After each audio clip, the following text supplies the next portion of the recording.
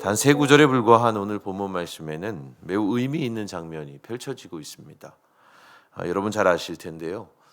가룟 유다를 앞세운 무리들이 이제 예수님을 잡으러 왔을 때에 예수님의 제자 중 한 사람이 대제사장의 종의 귀를 치게 되죠. 그래서 그 종의 오른쪽 귀가 떨어져 나가게 됩니다.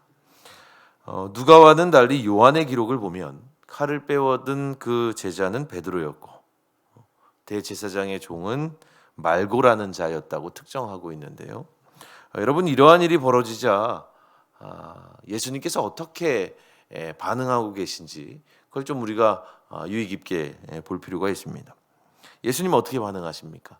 그 제자를 막으시고는 종의 귀를 만져서 그를 고쳐주시죠. 바로 이것이 짤막한 오늘 본문 말씀이 우리에게 전해주는 이야기의 전부라고 할 수 있겠습니다. 그런데요, 오늘 이야기가 참으로 의미 있다고 여겨지는 까닭이 있어요. 그것은 바로 이 장면, 곧 예수님께서 종의 귀를 만져서 그를 고쳐주시는 장면이 살아생전 이 땅에서 행하신 예수님의 마지막 치유 사건이기 때문입니다. 이 사실이 참 놀라운 거예요. 왜냐하면 여러분, 이야기의 맥락을 한번 보십시오. 예수님은 지금 어떤 상황에 처해 계십니까? 우리가 아는 것처럼 예수님의 순환이 이제 막 시작이 되고 있는 것이죠.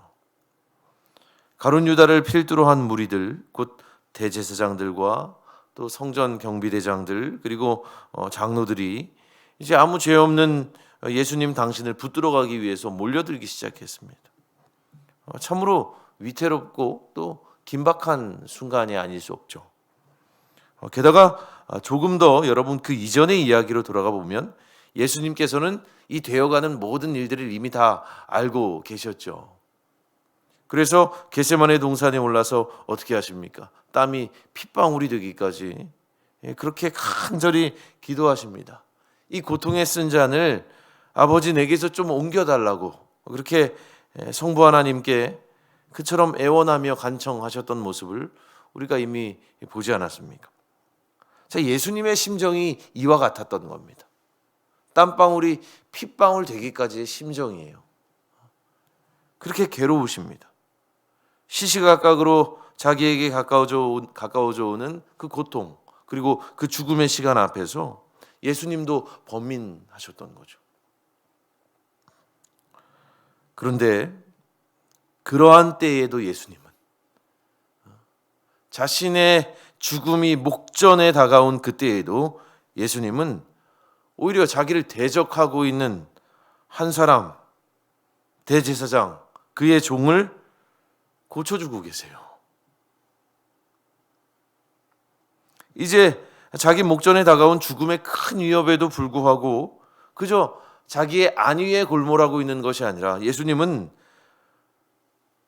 그러한 때에도 원수와 대적까지도 다 돌아보시고 다 헤아리고 계시는 겁니다. 그래서 그냥 지나치지 못하시고 그 종의 귀를 만져서 고쳐주시는 거예요. 예수님 자신이 막 내몰리고 계시는 그런 상황 속에서도 말입니다. 끝내 그 사람을 고쳐주는 겁니다. 이를 통해서 우리가 분명한 사실을 하나 깨닫습니다. 한 문장으로 요약하면 이런 게 되겠죠. 예수님의 자비는 끝이 없다. 그분의 긍휼은 정말로 다함이 없다. 심지어 자기를 치러 온 자들, 자신을 대적하는 자라 할지라도 주님은 그 원수와 같은 자의 상함을 기뻐하지 않으시고 그의 상처까지도 치유하기 원하신다. 예수님 치유하기 원하시는 분이로구나. 자신을 대적하는 무리까지도 치유하시는구나. 여러분, 우리 주님이 이렇게 참 멋진 그런 분입니다. 자신이 이제 사지로 몰려가야 할 그런 상황에서도 끝내 대적까지도 돌아보시는 그 마음, 그 인내하시고 긍휼하신 그 마음, 얼마나 주님의 마음이 그렇게 너르신지 모르겠어요. 여러분, 바로 이것 곧 주님의 자비로우심, 하나님의 긍휼, 이것이 제게 있어서는 오늘 본문 말씀을 통한 첫 번째 묵상이었습니다. 주님의 자비하심이 참 크다. 원수와 대적까지도 헤아리시는 그분의 마음이 참 너르다. 그리고 말씀을 또 읽으면서 제게 주어진 두 번째 묵상이 또 있었는데요. 여러분, 오늘 본문 첫 절인 49절에서 예수님의 주위 사람들, 곧 제자들이겠죠. 그들이 뭐라고 예수님께 여쭙고 있습니까? 주여, 우리가 칼로 치리까? 이렇게 여쭙죠. 예수님을 잡으러 온 그 무리들을 향해서 우리가 무력으로 한번 저항해 볼까요? 칼로 한번 칠까요? 자, 그런데 여러분, 이에 대한 예수님의 대답이 나오기도 전에, 자, 여러분 말씀을 잘 보시면 제자들이 예수님께 그렇게 묻고는 예수님께서 미처 대답하시기도 전에 어떤 일이 일어납니까? 그중 하나가 칼을 휘둘러서 대제사장의 종의 귀를 떨어뜨리는 거예요. 그러자 예수님께서 대답하시는 거죠. 51절, 예수께서 일러 이르시되 이것까지 참으라. 자, 여러분, 이 상황을 한번 곰곰이 바라보십시오. 혹시 그 속에서 우리 자신의 모습이 보이지 않습니까? 주님께 묻고는 주님께서 대답하시기도 전에 칼을 휘둘러 버리는 거예요. 주님, 칠까요? 예수님 대답도 안 하셨는데 벌써 칼은 나와 있는 거고 벌써 휘두른 겁니다. 우리가 그렇게 살 때가 얼마나 많습니까? 우리 인생의 중대한 기로 앞에서 기도할 때에도 우리 이렇게 묻죠. 주님, 어떻게 해야 되겠습니까? 어떻게 할까요, 주님? 그렇게 묻고는 미처 주님께서 응답하실 틈도 없이 내 뜻대로 판단하고 결정하고 그렇게 실행해서 일을 그르칠 때가 얼마나 많습니까?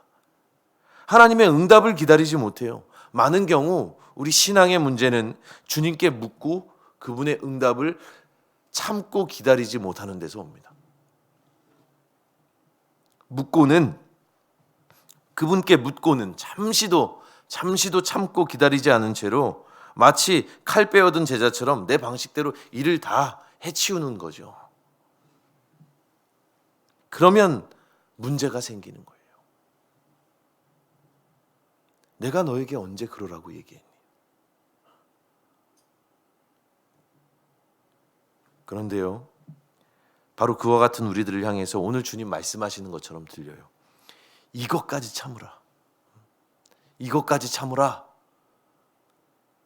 그렇게 주님은 말씀하시는 것 같습니다. 너희가 너희 인생의 최후의 수단으로 생각하는 그것까지도 한번 참아봐. 그것까지 참아. 그리고 마침내 내가 나의 방식대로 일할 때까지, 그때까지 한번 기다려봐라. 그렇게 말씀하시는 것 같아요. 그런 여러분, 오늘 이 새벽에 말씀을 보시면서 그 주님의 음성을 나를 향한 말씀으로 받았으면 좋겠어요. 이것까지 참아봐라. 그것까지 참아봐. 내가 일할게. 그냥 두라. 여러분, 한번 참아보시죠. 참아보십시오. 여러분이 정말로 참을 수 없다고 여기는 그것까지도 한번 참아보십시오. 한번 참아보는 겁니다. 주님의 응답이 있을 줄로 믿고 기다려보는 겁니다. 우리가 정말로 그렇게 한다면 자비로우신 주님께서 분명 당신이 정하신 때에 당신의 선하신 방식으로 역사하실 겁니다. 오늘 우리가 함께 찬양하면서 인내하신 구세주 우리가 함께 노래했는데요. 여러분, 그분의 십자가가 일시적으로는 패배와 같았지만 최종적으로는 승리 아니었습니까? 그래서 우리는 그걸 믿고 참아보는 거예요. 그분의 때가 있구나. 그분이 일하시는 방식이 있구나. 하나님이 응답하실 그때를 우리가 바라며 참는 겁니다. 여러분, 최후 승리를 믿는 이들은 이 굳센 믿음 하나로 산다는 사실을 기억하시고, 내 최후의 수단, 내 인생의 마지막 보루까지도 주님 앞에서 다 포기할 줄 아는 용기로 여러분 오직 주님의 자비를 구하는 저와 여러분 모두가 되기를 주님의 이름으로 축원합니다.